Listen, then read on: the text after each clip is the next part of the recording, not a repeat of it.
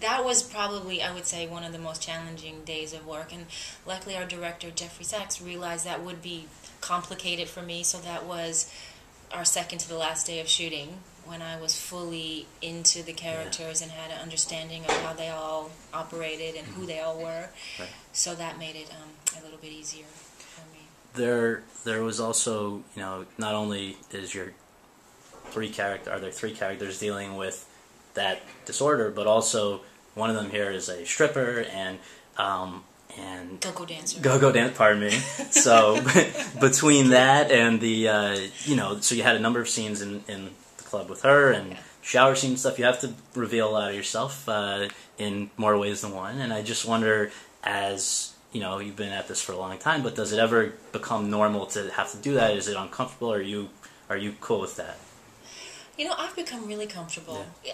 I've come to terms with being an actor is about servicing characters, and sometimes servicing these characters is exposing parts of yourself that you wouldn't otherwise. So we get to do that through the character, and when it's necessary, sure, I've done it in a gratuitous way once before, swordfish, yes I have, but from that moment on, I realized that if I ever did it again, it would be because it really serviced a character and serviced a story, and I think the times I've done it since then, I think it really does, and then I'm totally okay with it. That's what acting is. Our bodies are our instruments, and I'm okay with that. So many films have, as said a moment ago, have attempted to tackle multiple personality disorder. Done it brilliantly, I might add. Some are pretty bad, but there are a few that are very good, and I wondered if you checked out any of them, and if you were able to draw anything from them for this. I didn't look at any of them. No, I didn't want to fall into the trap of, God forbid, copying anybody that I thought was good, and I didn't want it in my head of the ones that weren't so good either. So I stuck to our script and to our very own woman who the story was modeled after, to conversations with the doctor that the writers had, to clinical tapes that I got to watch of real patients actually who suffer with this disorder, and the reading that I did. I wanted to create my own interpretation of what this was. This is sort of a big picture question, but I wonder what your thoughts are. Last year, it seemed over the last few years that we've been making progress in terms of Hollywood generally and the Academy, where it seems like a much more diverse group of people that are being represented, from Hispanics and African Americans, all kinds of people. This year, it's quite possible that you would be the only person of color who is in the run. I mean, as we look at it, perhaps for Colored Girls, although it's not really registered with awards groups necessarily yet.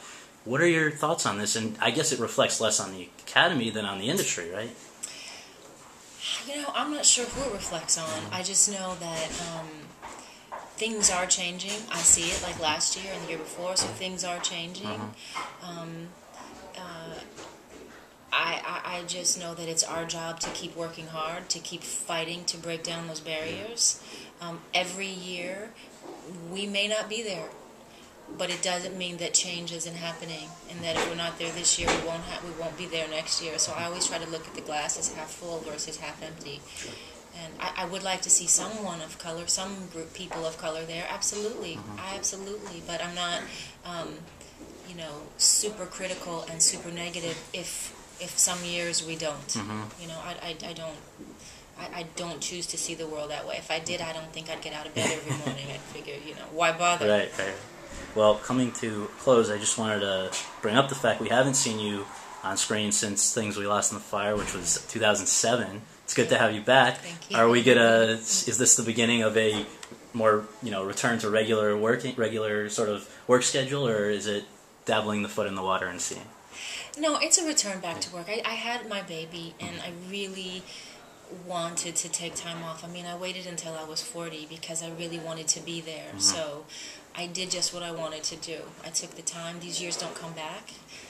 Hopefully I can keep working as an actress, and as long as I'm here and willing to play my age and look my age, hopefully I can keep working.